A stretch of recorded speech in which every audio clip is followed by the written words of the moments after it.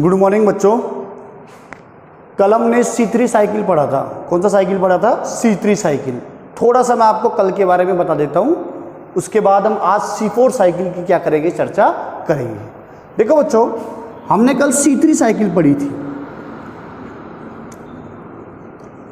आपको मैंने एक बात बताई थी कि प्रकाशिक अभिक्रिया में जो ATP बनते हैं 54 ATP, जिसमें 18 तो ATP अपने को डायरेक्ट प्राप्त हो जाते हैं और 12 NADPH2 के रूप में अपने को प्राप्त होते हैं। तो 54 ATP जो बनते हैं वो 54 ATP कौन सी अभिक्रिया में ट्रांसफर होते हैं? अप्रकाशिक अभिक्रिया में। और अप्रकाशिक अभिक्रिया में जाकर ये 54 ATP CO2 का क्या करते हैं बच्चों? स्थिरीकरण करते हैं। और इस स्थिरीकरण के फलस्वरूप एक ग्लूकोज के अणु का क्या होता है? निर्माण होता है। पहली बात, CO2 का स्थिरीकरण क्या कहलाता है बच्चों? कार्बन स्थिरीकरण। क्या कहलाता है? कार्बन स्थिरीकरण, जो कि 3 तरीके से बताया था मैंने आपको। या तो स्थिरीकरण C3 चक्र के द्वारा होगा, या स्थिरीकरण C4 चक्र के द्वारा होगा, या स्थिरीकरण CM चक्र के द्वारा होगा। कल हमने C3 चक्र पढ़ा। C3 चक्र के अंदर जो C3 पादप होते हैं उनके अंदर वो चक्र पाया जाता है और उस CO2 के अणुओं का स्थिरीकरण हुआ और एक ग्लूकोज के अणु का क्या हुआ? निर्माण हुआ। आपको मैंने कल बताया, ध्यान हो तो, राइबोलोज मोनोफास्फेट, राइबोलोज बाइफास्फेट बनता है। राइबोलोज बाइफास्फेट सबसे पहला वो यौगिक है जो कि CO2 को क्या करता है? ग्रहण करता है। और ग्रहण करने के फलस्वरूप प्रथम स्थायी उत्पाद PGA फास्फोग्लिसरिक एसिड बनता है। फास्फोग्लिसरिक एसिड से 1,3-डाई-PGA बनता है। फिर फास्फोग्लिसरल्डिहाइड के कितने अणु बनते हैं? 12। उन 12 अणुओं में से जो 2 अणु होते हैं वो 2 अणु बच्चों किसका निर्माण कर देते हैं? हमारे ग्लूकोज के अणु का। बाकी जो 10 अणु होते हैं वो जाइलोलोज और राइबोलोज में क्या हो जाते हैं? कन्वर्ट हो जाते हैं। तो हमारे 54 ATP से एक शर्करा का अणु क्या हो जाता है? बन जाता है। ये कल मैंने आपको समझाया था। अब बच्चों हुआ क्या, आज हम जो चर्चा कर रहे हैं वो C4 साइकिल की कर रहे हैं। C4 साइकिल की हम चर्चा कर रहे हैं। पहली बात तो C4 साइकिल कैसे खोज हुई, किसने खोजी, कैसे इसका पता लगा? तो देखो क्या था, एक वैज्ञानिक था जिसका नाम था कोर्टशचेक।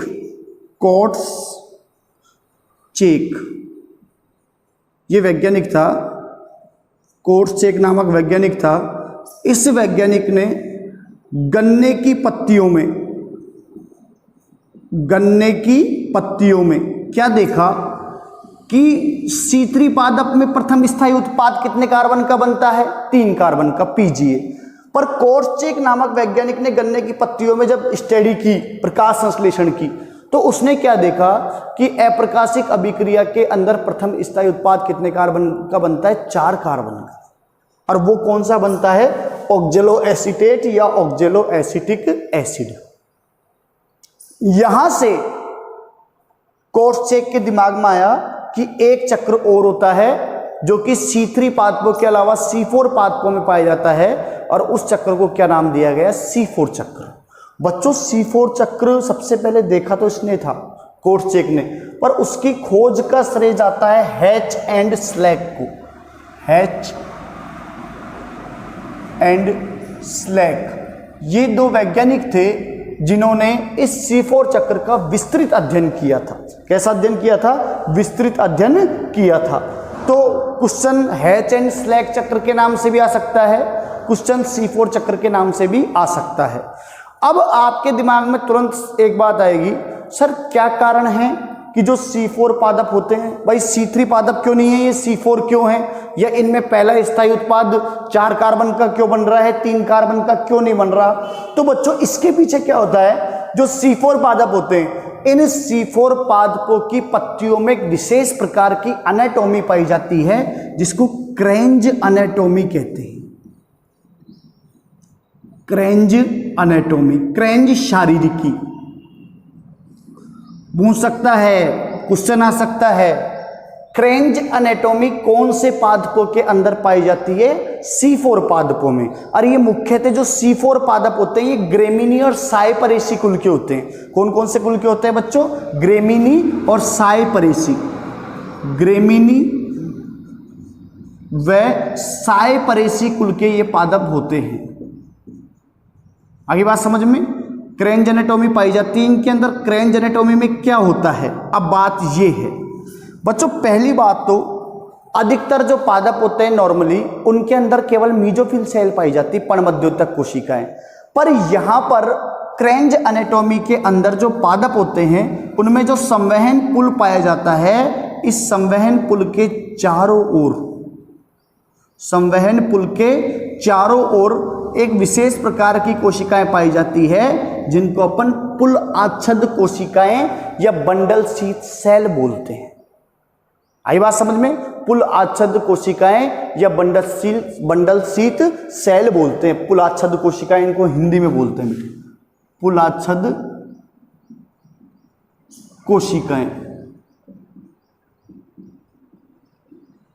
या बंडल शीथ सेल इनको अपन बोलते हैं। पहली बात तो संवहन पुल के चारों ओर, ठीक, क्रेन्ज एनाटॉमी के अंदर पाया जाता है, ये नॉर्मल पादपों के अंदर नहीं पाया जाएगा, C4 पादपों में पाया जाता है ऐसा। दूसरी बात क्या होता है बच्चों, इनके अंदर जो मीजोफिल सेल होती है उसमें दो प्रकार के क्लोरोप्लास्ट होते हैं। एक तो होता है छोटा व ग्रेना युक्त, ठीक, और एक होता है बड़ा व ग्रेना रहित। बाकी नॉर्मल पादपों की पत्तियों के अंदर केवल एक ही प्रकार का क्या पाया जाता है, क्लोरोप्लास्ट पाया जाता है। यहां पर दो प्रकार के क्लोरोप्लास्ट उपस्थित होते हैं, एक तो छोटा होता है, ठीक, ग्रेना युक्त होता है, और एक बड़ा क्लोरोप्लास्ट होता है जो कि ग्रेना रहित होता है। नॉर्मल पादपों की पत्तियों के अंदर ऐसा नहीं पाया जाता। तो भाई C4 पादपों के अंदर क्रेन्ज एनाटॉमी पाई जाती है। क्रेन्ज एनाटॉमी में क्या होता है, जो संवहन पुल होता है उस संवहन पुल के चारों ओर पुलाच्छद कोशिकाएं पाई जाती है। पहली बात तो ये हो गई बच्चों। दूसरी बात क्या हो गई बच्चों, दूसरी बात ये हो गई कि जो हमारी जो क्लोरोप्लास्ट है वो क्लोरोप्लास्ट कितने प्रकार का है, दो प्रकार का। एक तो छोटा है जो ग्रेना युक्त है, और दूसरा कौन सा है, बड़ा है जो ग्रेना रहित है। तो वहां पर दो प्रकार का क्लोरोप्लास्ट पाया जाता है। अब बच्चों एक खास बात और देखो, अब हम ये चक्र पढ़ रहे हैं, C4 चक्र आपके सामने मैंने बनाया हुआ है, ये C4 चक्र है। ये मीजोफिल सेल है, पर्णमध्योतक कोशिकाएं, और वो कौन सी कोशिकाएं, पुलाच्छद कोशिकाएं हैं। आपको यहां पर दोनों चक्र दिखाई दे रहे हैं, C4 भी दिखाई दे रहा है, C3 भी दिखाई दे रहा है। बच्चों C3 चक्र तो चलेगा ही चलेगा पुलाच्छद कोशिकाओं में, क्योंकि C3 चक्र के अंदर ही राइबोलोज मोनोफॉस्फेट का CO2 के द्वारा स्थिरीकरण होगा और ग्लूकोज के एक अणु का निर्माण होगा। ये तो चक्र चलेगा ही चलेगा, पर मेन जो चक्र है वो ये वाला है जो मीजोफिल सेल के अंदर पाया जाता है। होता क्या है यहां पर, सबसे पहला फास्फोइनोल पायरुवेट का क्या होता है, स्थिरीकरण होता है, ठीक। फास्फोइनोल पायरुवेट, PEP का पूरा नाम क्या है बच्चों, फास्फोइनोल पायरुवेट। तो सबसे पहला काम ये होता है कि पैप का स्थिरीकरण होता है CO2 के द्वारा। एंजाइम होता है पैप कार्बोक्सिलेज, इसको अपन कभी कभी पैप केज भी लिख देते हैं, ठीक। और प्रथम स्थायी उत्पाद कितने कार्बन का बनता है, 4, ऑक्जेलो एसिटिक एसिड। आई बात समझ में, ऑक्जेलो एसिटिक एसिड कितने कार्बन का होता है, 4 कार्बन का। अब ये जो ऑक्जेलो एसिटिक एसिड है इससे दो भाग बढ़ गए, एक तरफ तो बन गया एस्पार्टेट, ये काम का नहीं है हमारे, ठीक, और एक बनता है ये मैलिक एसिड। ये सारी अभिक्रिया कौन सी सेल में हो रही है, मीजोफिल सेल में। अब ये मैलिक एसिड ट्रांसफर हो जाता है पुलाच्छद कोशिकाओं में। कौन सी कोशिकाओं में ट्रांसफर हो जाता है बेटा, पुलाच्छद कोशिकाओं में। अब पुलाच्छद कोशिकाओं में इसके दो भाग होते हैं, एक तरफ तो इससे बनता है CO2 कार्बन डाइऑक्साइड, है ना बेटा, और दूसरा ये मैलिक एसिड क्या बनाता है, पायरुविक एसिड। तो ये पायरुविक एसिड जो बनता है, ये पायरुविक एसिड पुनः कहां पर चले जाता है, मीजोफिल सेल में, क्योंकि ये पायरुविक एसिड आगे जाकर क्या बनाएगा, फास्फोइनोल पायरुवेट बनाएगा। फिर ये फास्फोइनोल पायरुवेट क्या बनाएगा, ऑक्जेलो एसीटेट बनाएगा। तो इस मैलिक एसिड के दो भाग हैं, एक तरफ तो CO2 बन जाता है और एक तरफ क्या बन जाता है, फास्फोइनोल पायरुवेट, ये पायरुविक एसिड बन जाता है। तो ये CO2 तो क्या करता है बच्चों, राइबोलोज बिसफास्फेट से जुड़ेगा, राइबोलोज बाइफास्फेट से जुड़ेगा, रूबिस्को के द्वारा CO2 का क्या होगा, स्थिरीकरण होगा। वहां पर एंजाइम काम में आ रहा है पैपकेज, और यहाँ पर C3 साइकिल में एंजाइम कौन सा काम में आता है, रूबिस्को। फिर ये CO2 राइबोलोज बिसफास्फेट के साथ जुड़ के विभिन्न प्रकार के, देखो यहाँ पर PGA बना दिया, प्रथम स्थायी उत्पाद C3 साइकिल का क्या था बच्चों? PGA। ठीक, विभिन्न प्रकार की शर्कराएं बन गई जो कल बनी थी, 4 कार्बन की, 5 कार्बन की, 6 कार्बन की, 7 कार्बन की, और अपने को क्या प्राप्त हो गई? शर्करा प्राप्त हो गई। भाई मेरे कहने का मतलब क्या है, C3 साइकिल में तो केवल यही चक्र चलता है जो हम कल पढ़ चुके हैं। C4 साइकिल, अरे ये जो चक्र चलता है वहां पर कहां चलता है? पर्णमध्योतक कोशिकाओं में। यहां पर पर्णमध्योतक कोशिकाओं में एक्स्ट्रा चक्र चल रहा है, जहां पर प्रथम स्थायी उत्पाद कितने कार्बन का बन रहा है? 4 कार्बन का। इसलिए तो ये C4 साइकिल कहला रही है, क्योंकि यहां पर प्रथम स्थायी उत्पाद कितने कार्बन का बन रहा है बच्चों? 4 कार्बन का। जबकि वहां पर कितने कार्बन का बन रहा था? जबकि वहां पर कितने कार्बन का बन रहा था? 3 कार्बन का। कितने कार्बन का बन रहा था? 3। आई बात समझ में? बिल्कुल सरल है, दिमाग को स्थिर रखो। सबसे पहली बात, वहां पर प्रोसेस चालू हुआ था राइबोलोज बिसफास्फेट बाइफास्फेट से, ठीक है ना बेटा? यहां पर जो प्रोसेस चालू होगा वो फास्फोइनोल पायरुवेट से शुरू होगा। कहां से शुरू होगा? फास्फोइनोल पायरुवेट से। फास्फोइनोल पायरुवेट CO2 का स्थिरीकरण CO2 ग्रहण करेगा। ठीक, पेप कार्बोक्सिलेज एंजाइम में ऑक्जेलो एसीटेट बनाएगा। एक तरफ बन जाएगा एस्पार्टेट, एक तरफ बन जाएगा मैलिक एसिड। ये मैलिक एसिड किस में ट्रांसफर होगा? पुलाच्छद कोशिकाओं में। कौन सी कोशिकाओं में? पुलाच्छद कोशिकाओं में। फिर ये मैलिक एसिड 2 भाग में डिवाइड होगा। एक तरफ तो बनेगा CO2 और एक तरफ क्या बनेगा? Pyruvic acid. अब ये CO2 किससे जुड़ेगा? राइबोलोज बाइफास्फेट से जुड़ेगा। इसका स्थिरीकरण होगा, PGA बनेगा, विभिन्न शर्कराएं बनेंगी और एक तरफ क्या बन जाएगा? हमारा शुगर बन जाएगा। ठीक है, बिल्कुल सरल है C4 साइकिल, आराम से। अरे देखो भाई, सबसे पहले पैप, ठीक है, पैप से क्या बन गया आपका? OAA। OAA से क्या बन गया? Malic acid. ये वाला सारा प्रोसीजर कहां पर हो रहा है? मीजोफिल सेल में। अब मैलिक एसिड किस में ट्रांसफर हो गया? बंडल शीथ सेल में। बना के देख लो, ऐसे कोई दिक्कत नहीं है। मैलिक एसिड ये 2 भाग में कन्वर्ट हो गया, एक तो CO2, एक पायरुविक एसिड, है ना बेटा? ये CO2 C3 चक्र में गया और इसने RUBP का स्थिरीकरण किया और ग्लूकोज का एक अणु बना दिया। और ये पायरुविक एसिड वापस कहां पर चले गया? मीजोफिल सेल में चले गया। और इसने पुनः वहां पर C4 चक्र चालू कर दिया। बिल्कुल सरल है। एंजाइम पेप का मेन मीजोफिल सेल के अंदर एंजाइम कौन सा काम में आ रहा है? पेपकेज या पेप कार्बोक्सिलेज। और बंडल शीथ सेल के अंदर मेन एंजाइम कौन सा काम में आ रहा है? रुबिस्को। कौन सा काम में आ रहा है? रुबिस्को। बाकी कोई दिक्कत नहीं है। यहाँ पर NADPH2 काम में आ रहा है, NADP में कन्वर्ट हो रहा है। ठीक, यहाँ पर ATP काम में आ रहा है। वहाँ पर कल मैंने आपको सारे बताई दिए थे कि कहाँ पर ATP काम में आता है और कहाँ पर NADPH2 काम में आता है।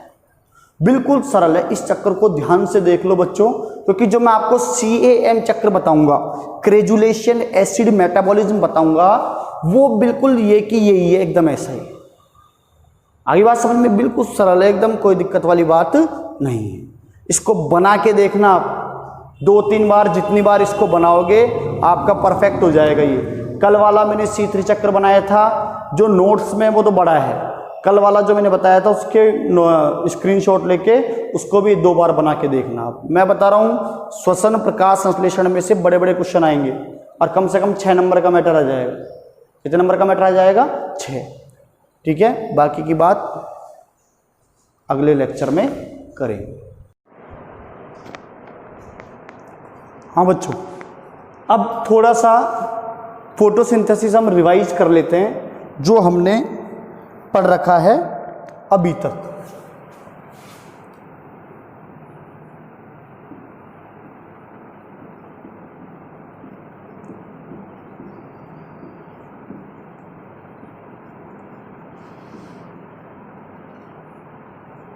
हाँ जी, फोटोसिंथेसिस हमको क्या करना है? रिवाइज करना है। सबसे पहले डेफिनेशन क्या थी बच्चों? प्रकाश संश्लेषण एक जैव रासायनिक अभिक्रिया है जिसके अंदर अकार्बनिक कच्चे पदार्थ CO2 और जल सूर्य का प्रकाश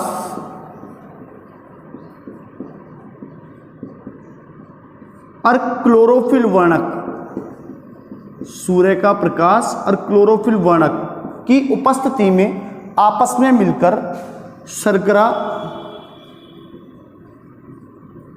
और जल का निर्माण करते हैं और उप उत्पाद के रूप में कौन सी गैस बाहर निकलती है बच्चों? ऑक्सीजन। कौन सी गैस बाहर निकलती है? ऑक्सीजन। फिर मैंने आपको बताया कि प्रकाश संश्लेषण की अभिक्रिया 2 चरणों में संपन्न होती है। एक तो प्रकाशिक अभिक्रिया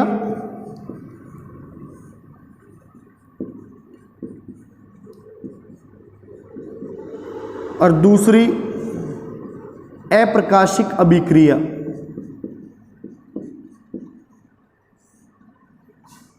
प्रकाशिक अभिक्रिया और दूसरी अप्रकाशिक अभिक्रिया। ये जो प्रकाशिक अभिक्रिया है इसमें कितने चरण पाए जाते हैं बच्चों? 2। आप फटाफट रिवीजन कर सकते हैं इस प्रकार लिख के, चक्रीय प्रकाश फास्फोरिलीकरण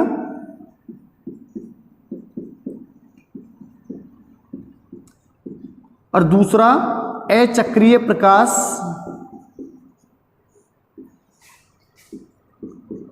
फास्फोरिलीकरण।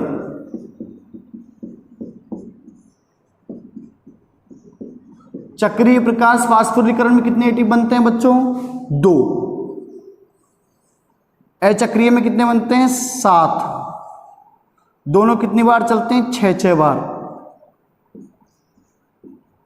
यहां कितने एटीपी बन गए?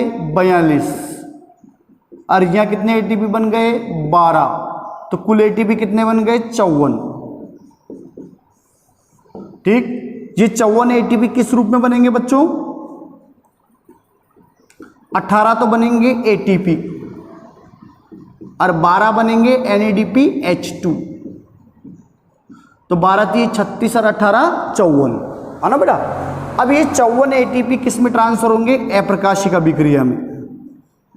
और अप्रकाशिक अभिक्रिया में जाकर ये CO2 का क्या करेंगे? स्थिरीकरण करेंगे और एक ग्लूकोज के अणु का क्या करेंगे? निर्माण करेंगे।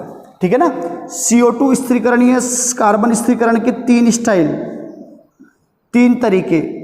पहला C3 चक्र या केल्विन चक्र, दूसरा C4 चक्र और एक हो गया बच्चों CAM चक्र। CAM चक्र, क्रेजुलेशन एसिड मेटाबॉलिज्म चक्र।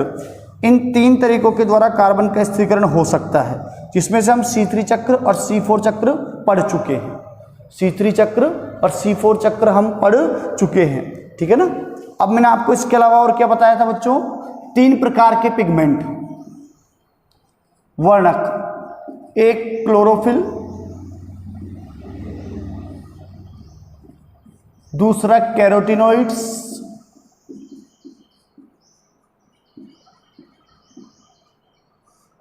और तीसरा फाइकोबिलिन्स।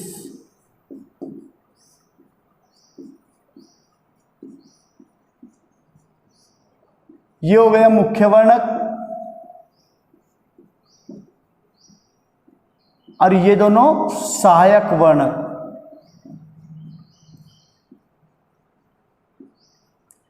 क्लोरोफिल मुख्य वर्णक है, जिसमें क्लोरोफिल ए और क्लोरोफिल बी मेनली काम आते हैं।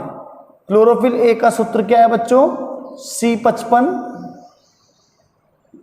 H72 O5 N4 Mg। B का C55 H70 O6 N4 Mg। 2 हमारे पास क्या हो गए? क्लोरोफिल ए और क्लोरोफिल बी पिगमेंट हो गए। Chlorophyll A C55 H72 O5 N4 Mg है और क्लोरोफिल बी कौन सा हो गया? C55 H70 O6 N4 Mg। ठीक है ना बेटा। इसके अलावा मैंने आपको कैरोटिनोइड्स 2 प्रकार के बताए थे, कैरोटिन और जेंथोफिल। कैरोटिन के लिए गाजर बताया था मैंने, जेंथोफिल के अंदर आपको जाना तो फ्यूकोजेंथिन बताया था। फाइकोबिलिन्स मैंने 2 प्रकार के शैवालों में पाए जाते हैं, एक तो रोडोफाइसी वर्ग का था और दूसरा साइनोफाइसी का था। रोडोफाइसी में फाइकोरिथ्रिन पाया जाता है और साइनोफाइसी में फाइकोसाइनिन पाया जाता है। इसके अलावा मैंने आपको बताया था कि प्रकाश संश्लेषण की अभिक्रिया सर्वाधिक कौन से प्रकाश में होती है? श्वेत प्रकाश में।